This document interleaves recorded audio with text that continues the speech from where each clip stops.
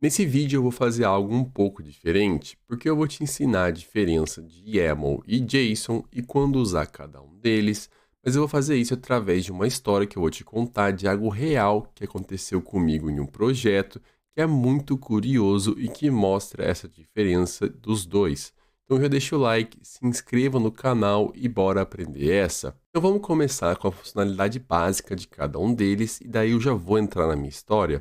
Primeiro que no YAML, se você digitar aqui qualquer texto, ele vai falar que aquele texto é uma string. Você pode ver aqui que ele está considerando como string. No JSON, se você fizer o mesmo, ele vai dar o erro, porque ele espera que a string seja sempre com aspas em volta.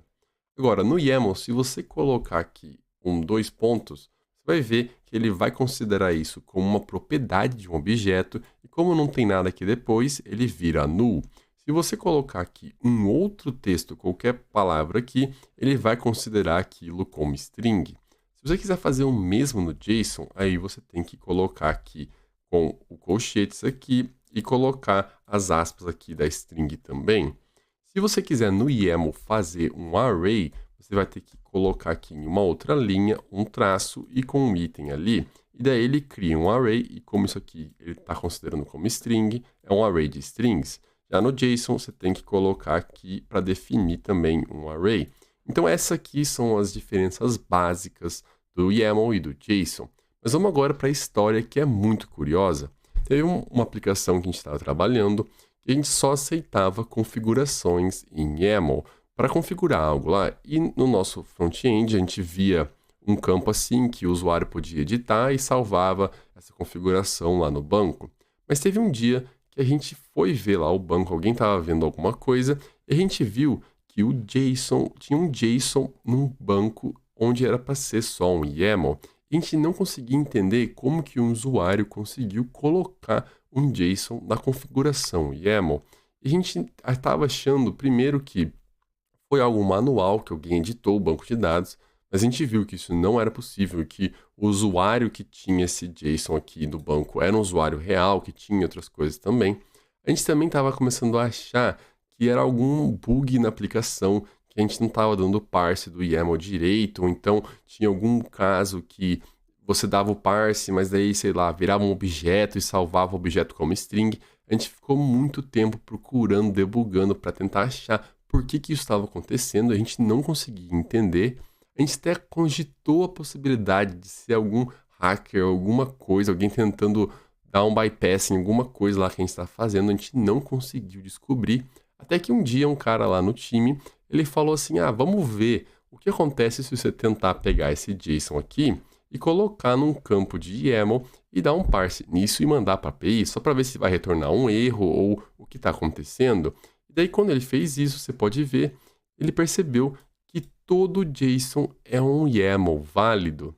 E isso que está na diferença aqui dos dois.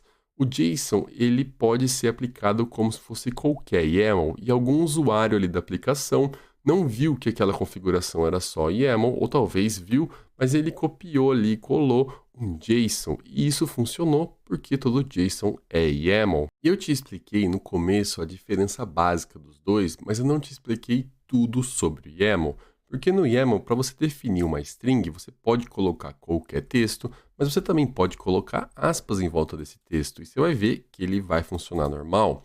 Você também pode definir uma propriedade aqui com um texto qualquer ou colocar aspas em volta. E essa aqui é uma forma de você definir o array, só que você também pode definir o array assim. Você vai ver que ele vai funcionar normal também. E se você quiser colocar o objeto aqui também, ele também funciona.